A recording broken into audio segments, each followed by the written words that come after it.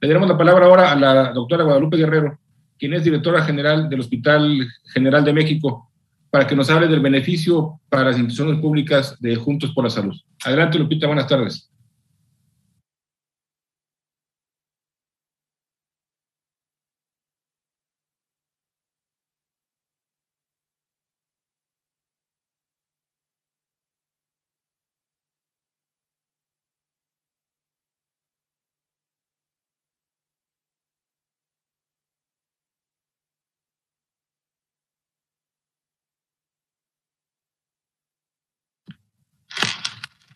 ¿Cómo están? Buenas tardes. ¿Se oye bien? Porque aquí como que tengo un poquito de problemas de audio. Se escucha bien, Lupita. Adelante. Gracias.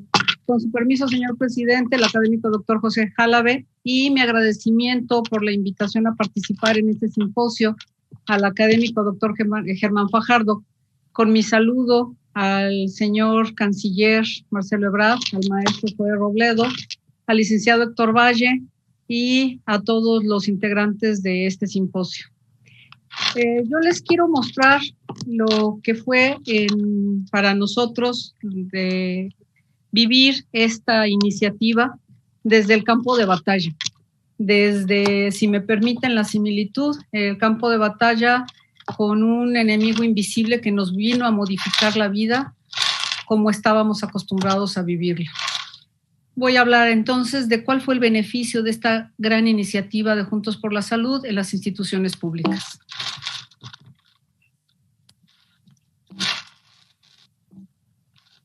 ¿Cómo las puse?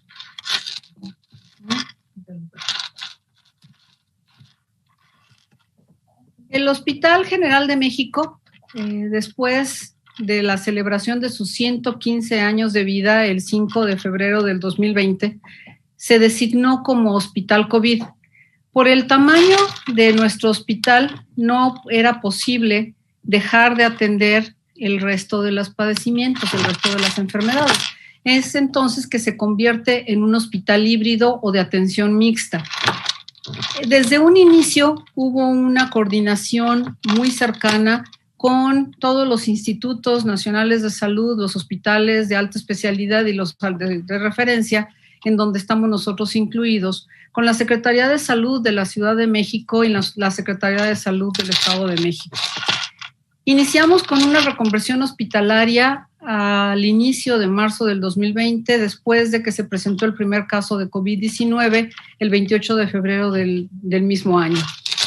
Hubo en ese tiempo, al final de marzo, 2 decretos que nos disminuyó en una forma importante la plantilla laboral para permitir que todas aquellas personas que estuvieran en situación de vulnerabilidad y que eran parte de nuestro equipo salieran a resguardo domiciliario.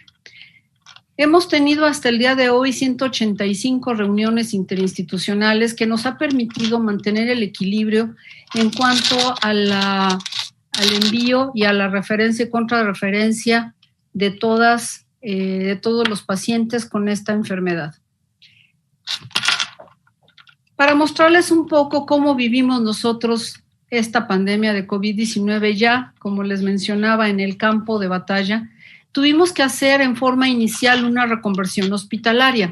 El Hospital General de México cuenta con 15 hectáreas de tamaño. Tenemos 65 edificios, de los cuales 45 son clínicos. Tuvimos que reconvertir 6 de ellos para atención exclusiva de pacientes COVID. Uno de estos fue urgencias médico-quirúrgicas, el servicio de infectología, la torre de cardio, neumo y angiología, posteriormente la torre quirúrgica, el área de infectopediatría y también el área de ginecología y obstetricia. La reconversión hospitalaria se llevó en 2 fases. La primera, que fue en marzo del 2020 y que se fue reduciendo, se fue desconvirtiendo hacia septiembre, octubre del 2020, pero hubo una segunda reconversión en diciembre del 2020. Esta primera reconversión hospitalaria en marzo fue gradual y fue de acuerdo a la demanda que íbamos teniendo de pacientes con la enfermedad COVID-19 y llegamos a tener un total de 281 camas disponibles. Es importante mencionar que en esta primera reconversión teníamos mayor disponibilidad de camas en hospitalización y menos en terapia intensiva, porque en ese momento así fue la necesidad que se iba planteando. La segunda reconversión, que la iniciamos desde octubre, pero se consolidó en diciembre del 2020 y que aún hasta el 30 de abril de este año, del 2021, la mantuvimos con un total de 230 camas, que creció hasta 250 por necesidad, pero aquí importante señalar que teníamos muchísimas más camas en terapia intensiva que en la primera fase. Llegamos a tener disponibilidad en 90 camas, sin embargo, en piso teníamos pacientes intubados y llegó un momento en que llegamos a tener hasta 150 pacientes intubados en terapia intensiva o en piso. Se establecieron 5 zonas de triage para diversificar la atención, porque como menciono, nunca dejamos de dar atención a pacientes no COVID, entonces tuvimos que tener un área específica dentro del servicio de urgencias médico-quirúrgica para la entrada de pacientes COVID. Abrimos urgencias respiratorias exclusivamente para pacientes COVID, en urgencias pediatría, y una cosa muy importante, establecimos un triage para el personal del hospital, en donde cualquier integrante del personal hospitalario podía acudir si tenía síntomas de esta enfermedad.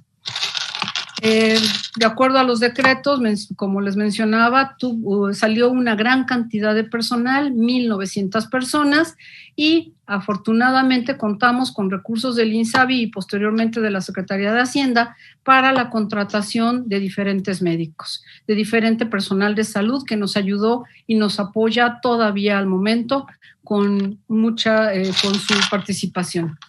En cuanto a los recursos humanos, se necesitó dar una capacitación, a todos evidentemente se les obligó al uso de cubrebocas, a todos se les toma la temperatura en la entrada, se les da un poco de alcohol gel.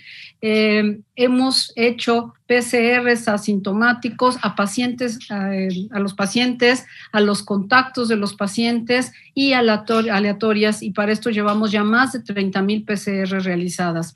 Tuvimos que cerrar temporalmente el comedor y era muy importante contar con el equipo de protección personal necesario y suficiente para entrar y para estar en el sitio de trabajo. Pero también necesitábamos ventiladores y monitores, una cantidad importante, lo repito, de equipo de protección personal, de acuerdo a los lineamientos de la Organización Mundial de la Salud y de la Secretaría de Salud, también equipo para la realización de estas PCRs y toda la infraestructura necesaria para favorecer el aislamiento, así como el oxígeno y demás. ¿De dónde salieron todos estos recursos? Bien, el hospital contaba con algunos de ellos a través de la Secretaría de Salud, a través del INSABI, pero esta gran iniciativa de Juntos por la Salud nos permitió contar con donaciones de diferentes empresas, fundaciones, sociedad civil y evidentemente el gobierno federal. Esta solidaridad que mostraron todos los involucrados en esta gran iniciativa, en donde se sumaron los esfuerzos para poder enfrentar de la mejor manera esta pandemia. Y es así que nos pudieron dar una cantidad muy importante de ventiladores invasivos que necesitábamos para los pacientes que requerían estar en terapia intensiva, así como también un robot para la extracción viral, las termocámaras, las cápsulas de traslado, estas famosas aerosol box, tabletas electrónicas, equipo de protección personal en cantidades muy importantes, alimentos, detergente, colchones, desinfectantes. Aquí puse una lista de algunas de las cosas de los insumos que nos dieron con esta gran iniciativa. También, como lo mencionó el licenciado Valle, tuvimos el apoyo de transporte y de hoteles para el personal de salud que requería estar cerca o que temía contagiar a sus familiares. Esta les muestro en la gráfica de ocupación hospitalaria en el Hospital General de México de enero a diciembre del año pasado, donde pueden ver la gráfica roja es la ocupación COVID y la gráfica gris es la ocupación no COVID.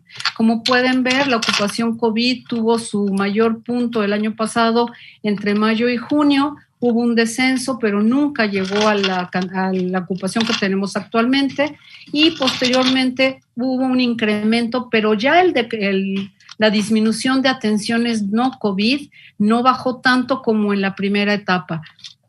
Esto ha sido todo un reto para nosotros y nos ha permitido mostrar y dar atención a pacientes COVID, pero también a pacientes no COVID.